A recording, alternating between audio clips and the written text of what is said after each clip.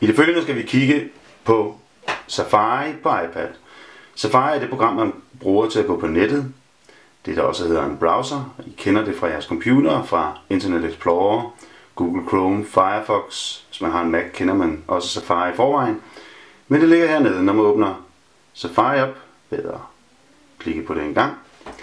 Så åbner det altid op på den side, man var på sidst.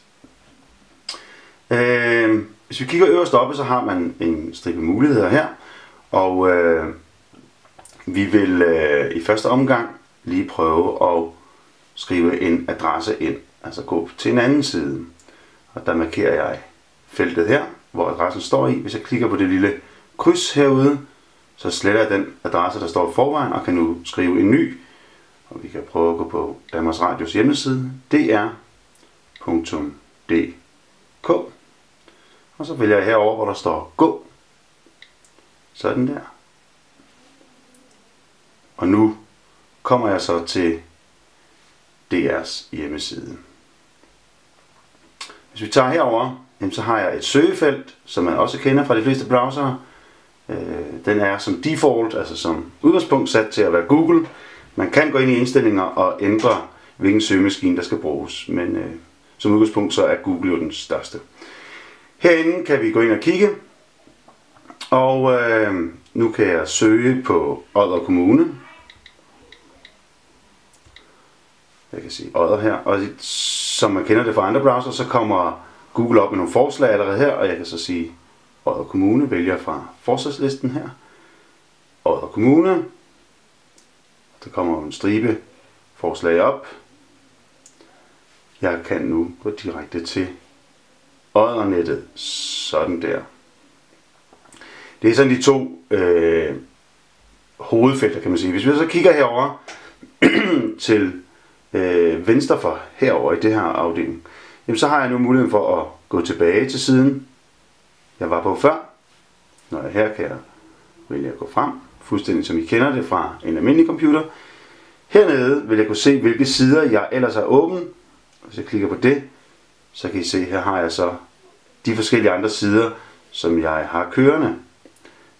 Og der vil jeg kunne springe til en af de sider her. Så man kan faktisk have flere forskellige sider kørende på samme tid. Jeg springer tilbage nu til Oddernettet. Hvis vi kigger på det lille ikon her, som er illustreret ved hjælp af en bog, så er det her mine bogmærker.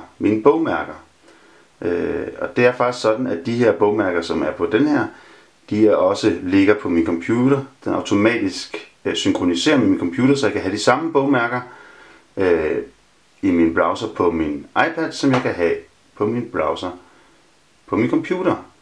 Det skal dog siges, at det kun fungerer med Safari. Men herinde ligger bogmærkerne, og det er de bogmærker, jeg så har tilføjet. Hvordan får jeg så tilføjet et nyt bogmærke, hvis der er en side, jeg ved, den vil jeg gerne på rigtig tit?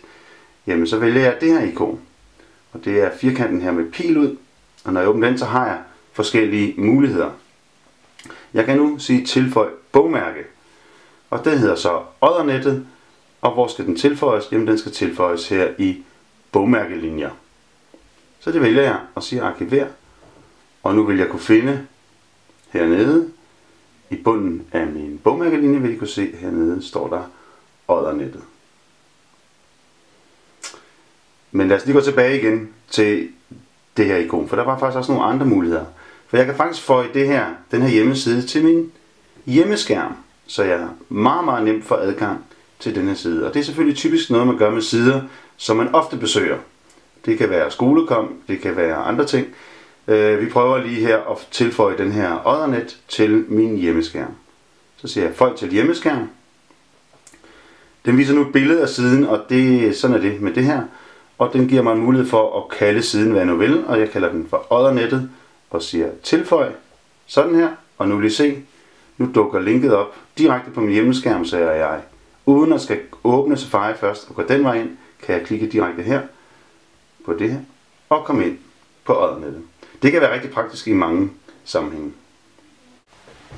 Nu vil vi prøve at gå lidt ned i teksten på en hjemmeside og se, hvad vi kan gøre med den. Og billeder lige så.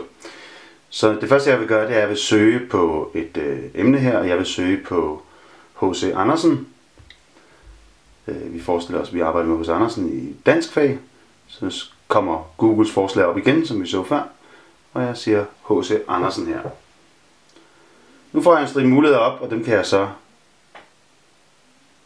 scrolle nedad og kigge, hvilken en jeg gerne vil have. Og jeg vælger i det her tilfælde, der vælger jeg Wikipedia. Klikker på det link her, og kommer nu ind på Wikipedia. Her kan jeg læse H.C. Andersen. Jeg kører teksten ned her.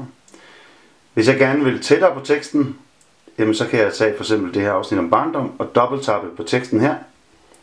Og nu kommer teksten op i en mere tydelig udgave, hvor det er ren tekst. Jeg kan tage noget af det her tekst og kopiere og putte ind i et andet dokument, eller et andet sted på min iPad. Jeg kan tage, og det gør man ved, at man holder fingeren nede. Vi siger, at vi gerne vil have det første afsnit her. Hvis jeg holder fingeren nede over teksten her, jamen så kommer der sådan et blåt felt op med 2 blå prikker i. Og det betyder, at alt det inden for de her, alt det der bliver markeret, jamen det kan jeg faktisk vælge at kopiere. Og læg mærke til, at iPad'en selv stiller spørgsmålet, vil du kopiere det her? Det siger jeg ja tak til.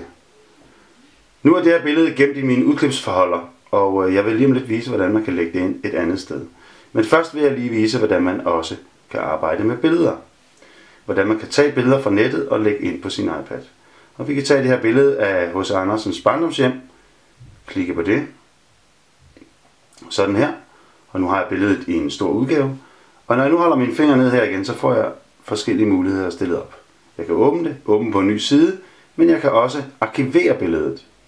Og nu arkiverer jeg billedet sådan her. Og nu er det automatisk gemt i min fotomappe, som vi vil kigge på nu.